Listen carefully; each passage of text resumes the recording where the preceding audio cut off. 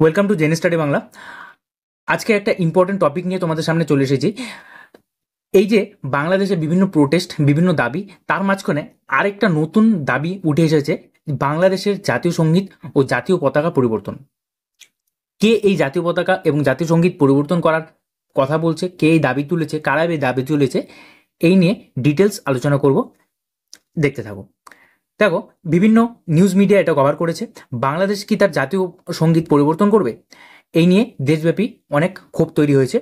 দুটো দিকে আমি আলোচনা করব। দেখো, বাংলাদেশের জাতীয় সঙ্গীত আমার সোনার বাংলা, এবং বাংলাদেশের যে জাতীয় পতাকা আছে সেটা সবুজ এবং মাঝখানে লাল। তো এই যে ডিজাইনটি করা হয়েছিল শিবনারায়ণ দাস। ঠিক আছে, এটা মাথায় রাখবে। দেখো, এই যে বাংলাদেশের জাতীয় সঙ্গীত, এই জাতীয় সঙ্গীত যে পরিবর্তন করার দাবি প্রথম তুলেছেন এই ব্রিগেডিয়ার জেনারেল আবদুল্লাহ আমান আজমি। এনাকে অনেক বছর আগে বিতাড়িত করা হয়েছিল আর্মি থেকে। তারপর তিনি এই যে আওয়ামী লীগের সরকার ছিল, তারপর তাকে নির্বাসনে রাখা হয়েছিল।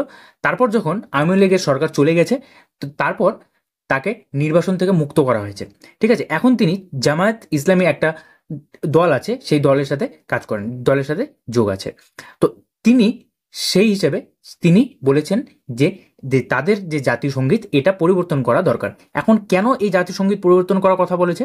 কারণ তিনি বলেছে যে এই যে জাতীয় সঙ্গীতের মধ্যে তাদের যে ইসলামিক কালচার, সেই ইসলামিক কালচারের কোনো পরিচয় নেই। বাংলাদেশের তোমরা জানো, তিনি বলেছেন যে বাংলাদেশের 90% মুসলিম।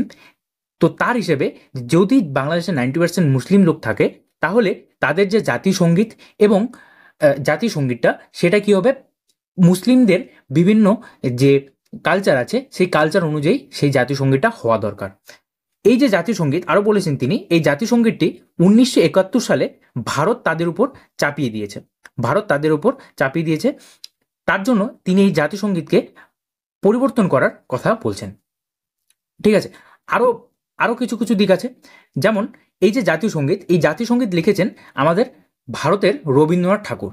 সেই রবীন্দ্রনাথ ঠাকুর যেহেতু তিনি রবীন্দ্রনাথ ঠাকুর একজন ভারতীয়, তার জন্য তিনি বলছেন যে একজন ভারতীয়র কোনো গান আমরা নিব না, ভারতীয়দের কোনো কিছু আমরা নিব না, আমরা অবভিয়াসলি বাংলাদেশের জন্য বাংলাদেশে একটা গান নিব, তিনি এটাও বলেছেন। ঠিক আছে, এই যে তোমাদের বললাম। আরও তিনি বলেছেন যে সংবিধান কিছু চেঞ্জ করতে হবে, সংবিধানে পরিবর্তন করতে হবে, এবং সংবিধানে পরিবর্তন করার জন্য একটা কমিটি গঠন করার কথা বলেছেন। বর্তমানে যে সরকার আছে, ইন্টারিম সরকার আছে, সেই সরকারকে একটা কমিটি গঠন করে সেই যে সংবিধানে কিছু কিছু পরিবর্তনের কথা বলেছেন। তিনি আরও বলেছেন যে আল্লাহ একমাত্র তার জন্য যে আইনগুলো হবে সেই আল্লাহর পরিপন্থী হতে হবে। ঠিক আছে, এইসব বলেছেন তিনি। নেক্সট দেখো, এই যে তোমার যে সঙ্গীত, বাংলাদেশের যে জাতীয় সঙ্গীত, সেই সঙ্গীত চেঞ্জ করার কথা প্রথম আরেকবার কিছুদিন আগে উঠেছিল। তোমাদের হয়তো মনে আছে এই কথাটা, যে এই সারেগামা পাঠ থেকে ফেমাস হওয়া নোবেল এই ফেমাস যে গায়ক, তিনি একবার বলেছিলেন যে এই বাংলাদেশের জাতীয় সঙ্গীত পরিবর্তন করার কথা। তখন যে সরকার ছিল, তখন তাকে একটা লিগাল নোটিশ পাঠিয়েছিল। তো সেটা আলাদা ব্যাপার, তিনিও কিন্তু এই দাবি তুলেছিলেন। এখন আসি জাতীয় পতাকা কেন পরিবর্তন করার কথা বলছে। প্রথমে দেখো, এই যে জাতীয় পতাকার এই যে সবুজ রং আছে, এই সবুজ রং হলো সবুজ মাঠ এবং ভূমির যে প্রাকৃতিক সৌন্দর্য সেটা প্রকাশ করে। আর এই যে লাল রং, মাঝখানে যে এই যে লাল রং আছে, সেই লাল রংটা কিসের প্রকাশ করে? সেটা প্রকাশ করে হলো যে স্বাধীনতা যুদ্ধের সময় 1971-এ যে বাঙালিদের সেই রক্ত যে ঝরিয়েছে স্বাধীনতার জন্য, সেটা এই লাল রঙের মাঝখানে, লাল রঙের মধ্য দিয়ে প্রকাশ করা হয়। ঠিক আছে, আরেকটি উদীয়মান সূর্যের প্রতীক এটা। তো এখন এটা কেন পরিবর্তন করার কথা বলা হচ্ছে?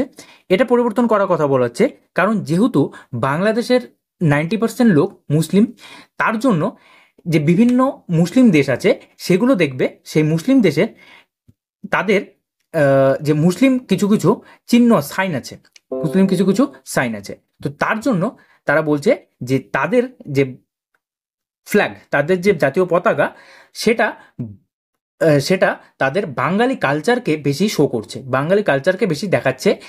কিন্তু তারা এটা চায় না, তারা চায় যে যেহেতু তারা 90% মুসলিম, তার জন্য তাদের মুসলিম কালচারটাকে বেশি প্রকাশ করা হোক।